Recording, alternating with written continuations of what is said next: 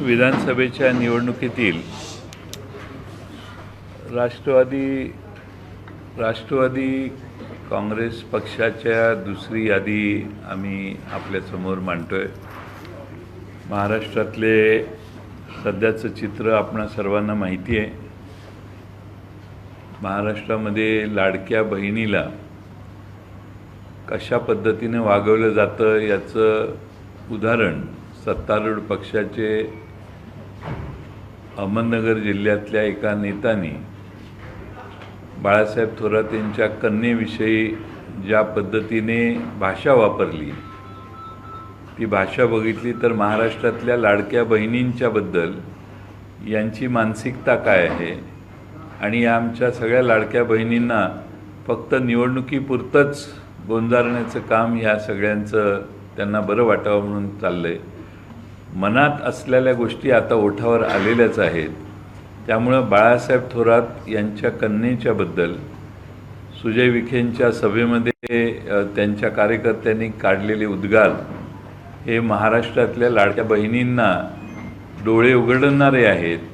हे या भावनेचे भारतीय जनता पक्षाचे आणि सत्तारूढ पक्षाची लोक आहेत, हे आज महाराष्ट्राला त्यानिमित्तानं कळलेलं आहे। अशा अनेक गोष्टी आहेत की ज्यामध्ये महाराष्ट्रातल्या सत्तारूढ पक्षाने योजना जाहीर केलेल्या आहेत, पण योजना जाहीर करत असताना जवळपास अनेक गोष्टी आहेत की ज्या पुढच्या 20 दिवसामध्ये महाराष्ट्रातलं राज्याचं वातावरण प्रचारात ढवळून निघताना या सगळ्या योजनांचा उहापोह आमचे राष्ट्रवादीचे नेते महाराष्ट्रात करतील। आम्ही परिवर्तनासाठी आग्रही आहोत आणि त्यासाठी शेतकऱ्यांचे शेतीमालाचे दर घसरलेले आहेत, अवकाळी पावसाचं नुकसान मिळालेलं नाही, कापूस मका सोयाबीनची माती या सरकारने केलेली आहे, दिवाळी तोंडावर आलेली आहे आणि शेतकऱ्यांच्या तोंडचा घास यांनी हिसकावून घेतलेला आहे।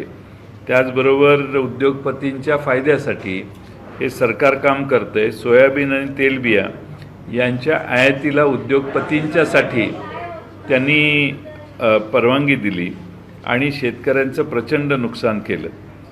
मी राष्ट्रवादी काँग्रेस पक्षाचे आम्ही सगळे शेतकऱ्याच्या दारात मतं मागण्यासाठी जाणार आहोत, तसंच सत्तारूढ पक्षाचीही लोक जातील। माझे शेतकऱ्यांचं जे नुकसान झालेलं आहे त्याचा जाब महाराष्ट्रातले शेतकरी सत्तारूढ पक्षाला विचारतील अशी माझी खात्री आहे। नुकसान भरपाई अजून मिळाली नाही, तेही शेतकरी या सरकारला जाब विचारतील। निवडणुका तोंडावर आल्यावर असंख्य निर्णय आचारसंहिता जाहीर होण्याच्या भीतीने सरकारने विचार न करता घेतलेले आहेत, पण सध्याच्या सरकारला मात्र महाराष्ट्रातल्या अडचणीत आलेल्या शेतकऱ्याची काळजी घ्यावीशी वाटलेली नाही।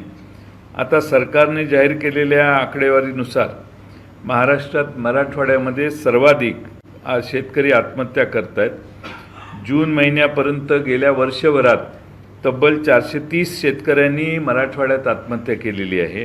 ही सरकारची आकडेवारी आहे, माझी स्वतःची नाही आहे। जून महिन्यामध्ये जशी 430 शेतकऱ्यांनी आत्महत्या केली आहे, म्हणजे दिवसाला विविध भागांमध्ये दिवसाला 2 शेतकरी आज आत्महत्या करतायत, मृत्यू होत आहेत। आणि बीड, धाराशिव आणि नांदेड या जिल्ह्यात सर्वाधिक आत्महत्या चालू आहेत।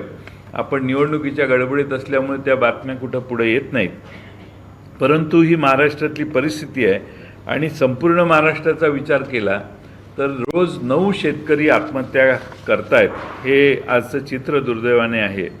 आम्ही मगाशी सांगितलं तसं महिलांना सन्मान देण्याची भाषा हे सरकार करतंय, पण त्यात भाषा कशी आहे आणि महाराष्ट्रातल्या सगळ्या भगिनींचा अपमान करणारी भाषा ही आज सत्तारूढ पक्षाच्या लोकांनी संगमनेरमध्ये त्याचा भाषा वापरलेली आहे।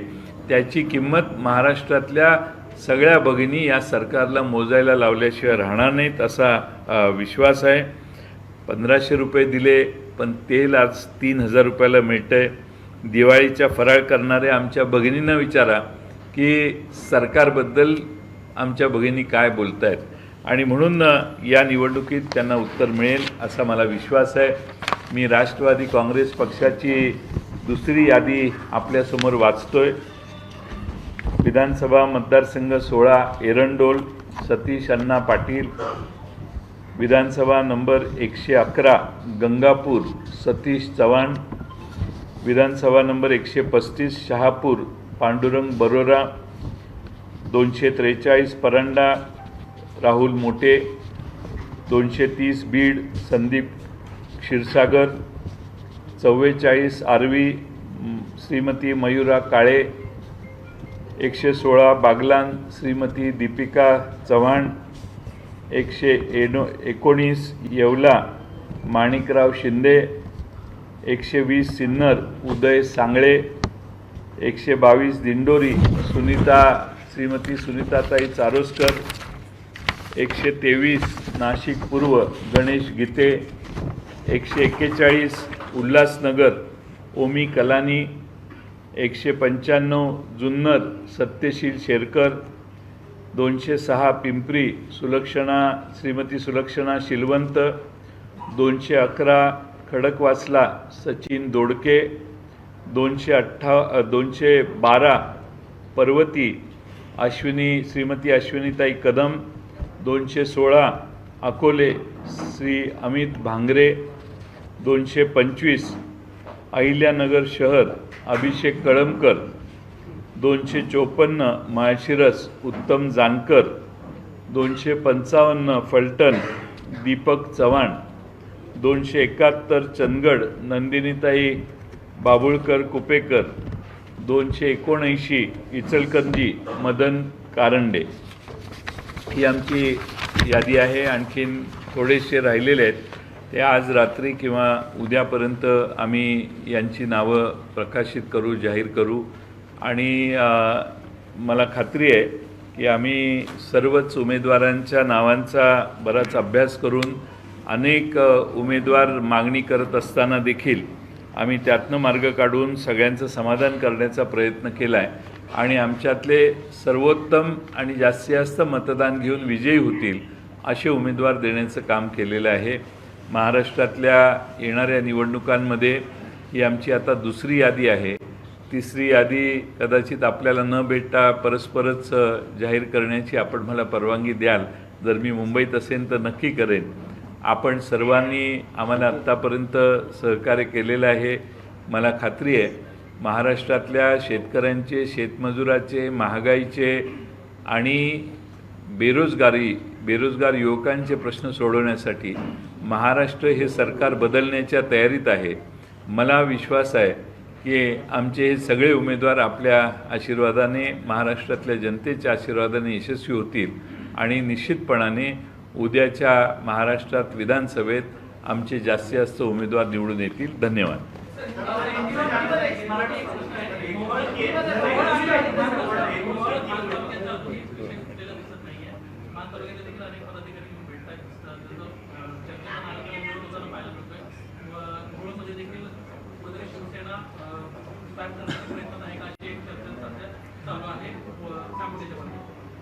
असं काही चर्चा आमच्याशी कोणाची झालेली नाही आणि आम्ही आमच्या उमेदवारांशी जे इच्छुक आहेत त्या सर्वांशी चर्चेची प्रक्रिया चालू आहे।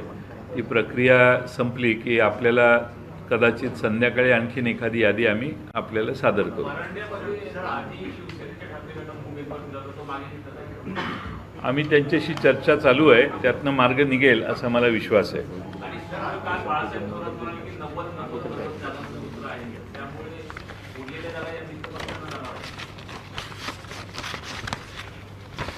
हा, उरलेली जागा मित्रपक्षाला जाणार ना। तुमचे काय युतीला जाणार का असं म्हणताय का?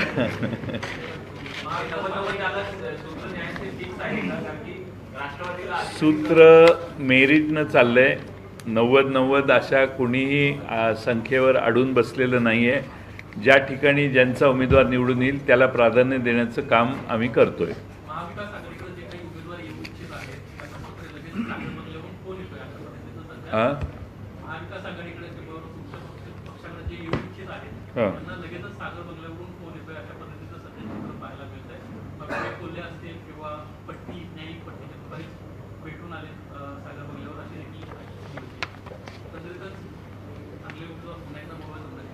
माझं सध्या भारतीय जनता पक्षाचा अभ्यास कमी आहे. तिकडं कोण जाते कोण नाही हे मला माहीत नाही. मला माझ्याकडं कोण येतं आहे याच्यावरच लक्ष द्यायला वेळ मिळत नाही. त्यामुळं ही आपण जादा दिलेली माहितीबद्दल मी आपले आभार.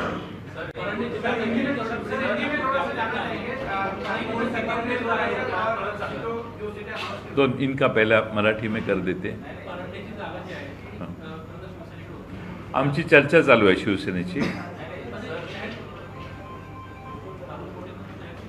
आमची चर्चा झालेली आहे आणि त्या बाबतीत काही त्यांचे शिवसेनेच्या कार्यकर्त्यांची वेगळी मतं आहेत. ती चर्चा करून आम्ही त्यात योग्य तो निर्णय काढू. आपण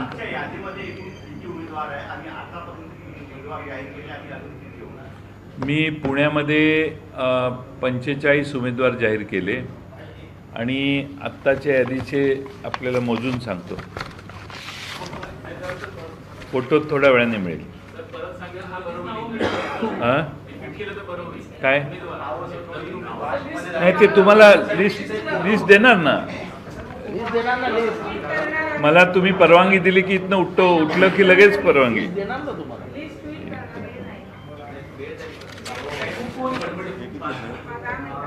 लिस्ट तुम्हाला ट्वीट करतो ना 2 मिनिटात. आता 22 नावं आम्ही जाहीर केलेली आहेत. 22 67 नावं जाहीर झालेली आहेत. 45 अधिक 22 आणि त्यानंतर उरलेली नावंही जाहीर लवकर होतील.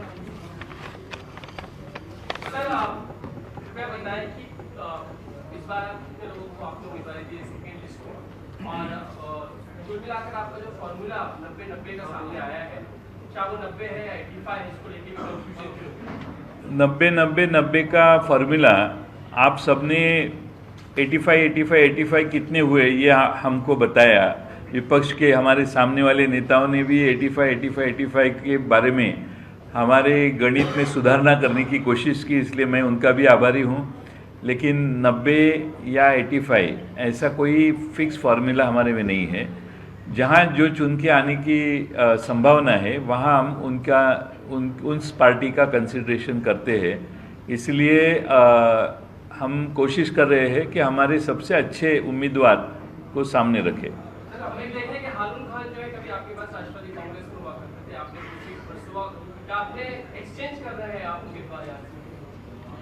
हारून खान हमारे पार्टी में थे, कॉरपोरेटर थे, हमारे साथ उनके बहुत अच्छे ताल्लुकात है. लेकिन वो सीट कांग्रेस के पास गई है, इसलिए उन्होंने कांग्रेस को ऑप्शन कांग्रेस का ले लिया है.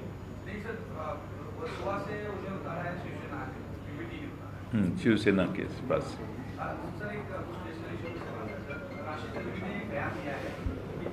किसने? हाँ, मस्जिदों को तोड़ा जा रहा है और जिस तरह से स्थिति खराब की जा रही है, ऐसे में ये देश एक तरह से सिविल वॉर की तरफ जा रहा है. बीजेपी सिविल वॉर की तरफ लेके जा रही है. क्या कहेंगे? मुझे मालूम नहीं उस किस कॉन्टेक्स्ट में उन्होंने ये किया. मुझे लगता है महाराष्ट्र में बीच में 1-2 महीने के पहले भाजपा के कुछ लोग एक्सट्रीम लैंग्वेज यूज़ करके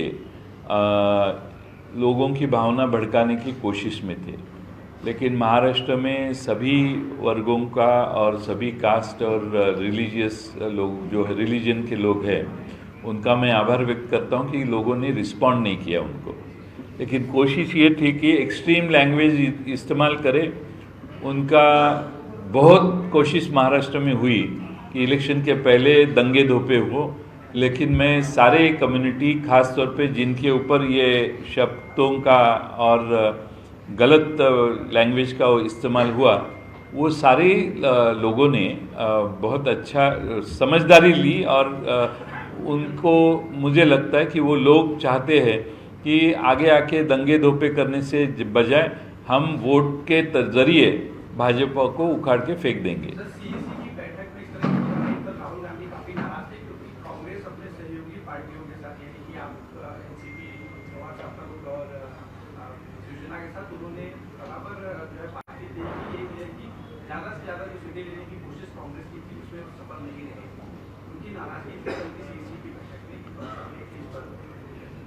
ऐसा है कि मुझे इसमें कोई मालूम नहीं है। कांग्रेस के सारे नेताओं ने पूरी कोशिश की। मैं उनके ऊपर कोई ये नहीं करूँगा, क्योंकि उन्होंने उनकी कोशिश की, लेकिन अलग अलग कॉन्स्टिट्यूंसी की जो परिस्थिति थी उसके हिसाब से निर्णय लिए गए। अनुशक्ति विधानसभा को लेकर इतना जो विलंब चालू है उसके बारे में, क्योंकि हमारे पास 3-4 उम्मीदवार ऐसे हैं कि जो आग्रह कर रहे हैं, इसलिए उनको सबको शांति करके उसमें से एक नाम हम जाहिर करेंगे, क्योंकि हमने नाम जाहिर समाजवादी पार्टी का जो अल्टीमेटम उसको लेकर गया है 5 सीट नहीं तो 25 सीट लड़ाएंगे, उनसे बातचीत चालू है, तो अल्टीमेटली हम उनको साथ में लेने ही वाले हैं। लेकिन वो बाबा ये कह रहे हैं कि हमें बुलावा ही नहीं आ रहा है, हम वेटिंग कर रहे हैं कि वो आए बुलाए। हाँ, क्योंकि हमारे सारे जो शिवसेना हो या कांग्रेस हो, कांग्रेस दिल्ली में उनके नेता कांग्रेस के दिल्ली में थे, इसलिए वो बुलावा हम दे नहीं पाए। अभी सब सारे मुंबई में आए हैं। अभी शाम को 5 बजे पवार साहब के साथ कांग्रेस के नेता मिलने वाले हैं, बाला साहेब थोरात, उनसे भी बातचीत होगी, हल निकल जाएगा। अभी काफ़ी देर है, 29 तारीख है last filing of the nomination date. Anil Deshmukh ji ने ट्वीट किया है जिसमें उन्होंने अपनी किताब का जिक्र किया और देवेंद्र फडणवीस किसने? अनिल देशमुख देवेंद्र फडणवीस पर आरोप लगाया कि उन्होंने कुछ एफिडेविट करने के लिए कहा था, जिसमें उद्धव ठाकरे को फंसाने की बात की, अनिल परब को, इसके अलावा पार्थ पवार को फंसाने की बात की। इस पर आपकी क्या? ये ट्वीट करने के पहले इन्होंने भाषण में भी बताया है। ये उन्होंने लगातार 2-4 दफ़े कहा है, और कैसे यंत्रणाओं का गैर इस्तेमाल हो रहा है ये लोगों के सामने, इसके पहले ये मुद्दा उन्होंने रखा है, फिर एक बार आप कहते हैं तो ट्वीट किया है।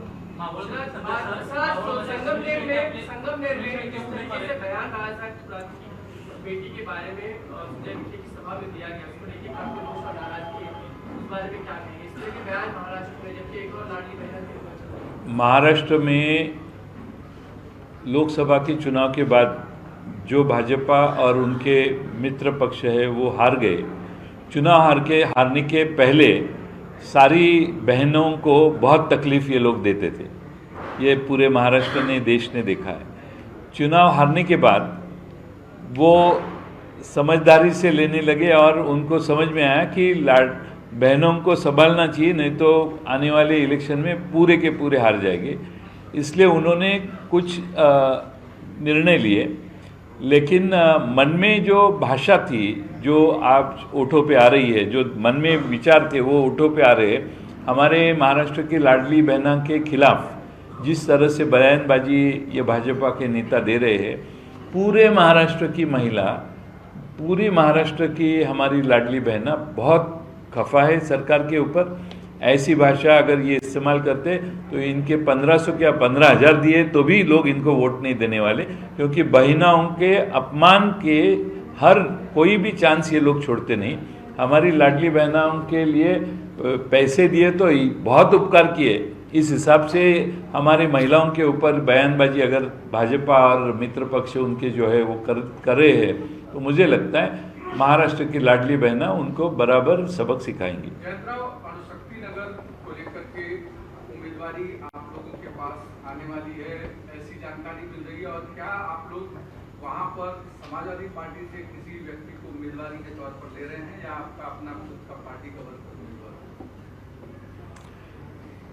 निर्णय होने के बाद आपको समझ में आएगा हमने क्या किया है। कितनी जगहों पर चुनाव लड़ रही है अब तक? वो भी आपको बताएंगे हम।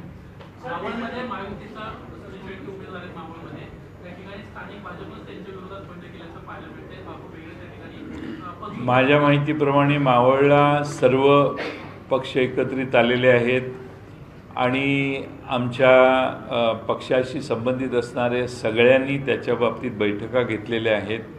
त्यामुळे मावळचा उमेदवार आम्ही जाहीर केलेला नाही।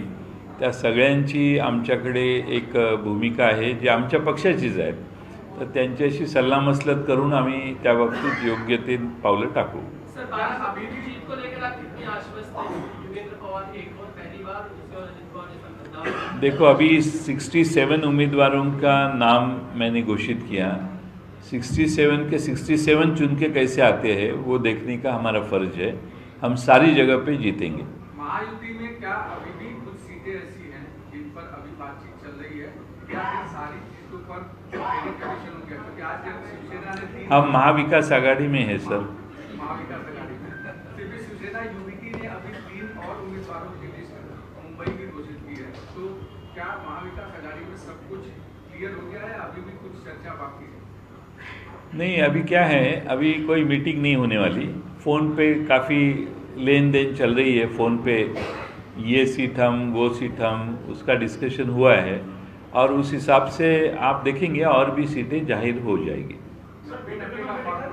हाँ, मुंबई में योगी आदित्यनाथ के पोस्टर लगे थे, बटेंगे तो कटेंगे कैंपेन के साथ। अब इसको लेकर आरएसएस ने बयान दिया है कि उसके समर्थन में नजर आ रहे हैं। तो कह रहे हैं बटेंगे कटेंगे कोई काटने वाली लाइन नहीं है बल्कि जोड़ने वाली लाइन। तो इस बयान को कैसे देखते हैं? बटेंगे तो कटेंगे, ये काटने की लाइन है ना। कटेंगे शब्द का भी इस्तेमाल हुआ है और इसके ऊपर भी फिर आप अगर कहते हैं कि ये काटने वाली लाइन नहीं है, तो मुझे लगता है कि महाराष्ट्र की जनता लिखी पढ़ी है और उनको समझता है काटने का इरादा किसका है और किसको काटना है। मित्र पक्ष जो छोटे दल आप लोगों के साथ है महाविकास में, उनको लेकर क्या चर्चा हो गई है या उनके सीट पर चर्चा हो गई है, कुछ पूरी होने को एक आध दिन और लगेगा। 90-90 का जो फॉर्मूला कल बालासाहब थोराट की बनी हुई बताया, क्या उसी फॉर्मूले पर आगे बढ़ रहे हैं? 90-90 के करीब सब है, थोड़ा सा 1-2 सीट आगे पीछे हो जाएगी। बाला साहेब थोराट ने जो कहा है वो सही है। Thank you.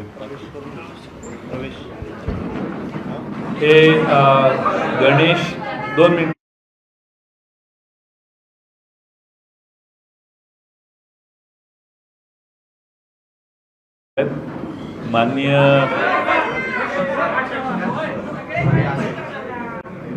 माननीय जितेंद्र आव्हाड साहेब आणि खासदार आमचे अमोल कोल्हे साहेब यांना माझी विनंती आहे की त्यांनी या ठिकाणी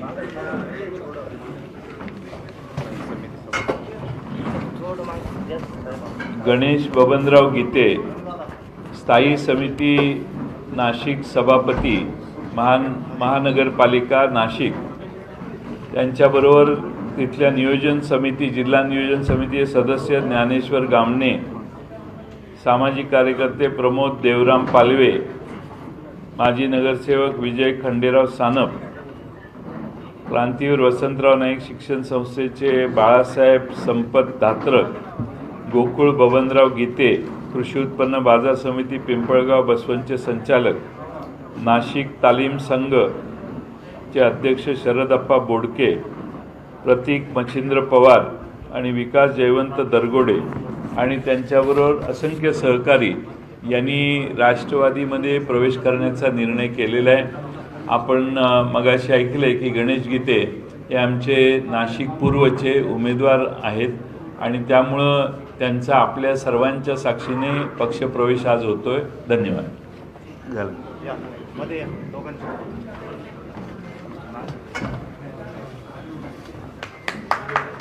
बाकीचे बोलून इकडे या, इकडे दे, इथे दे, साहेबांना दे।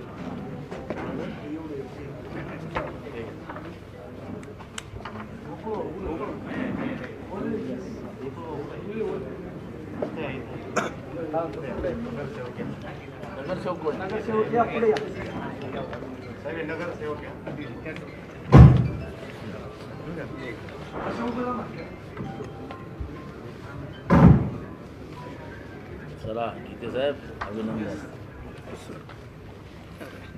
अरे माझ्या बसून चहा घेऊ या। आपला माहिती आहे।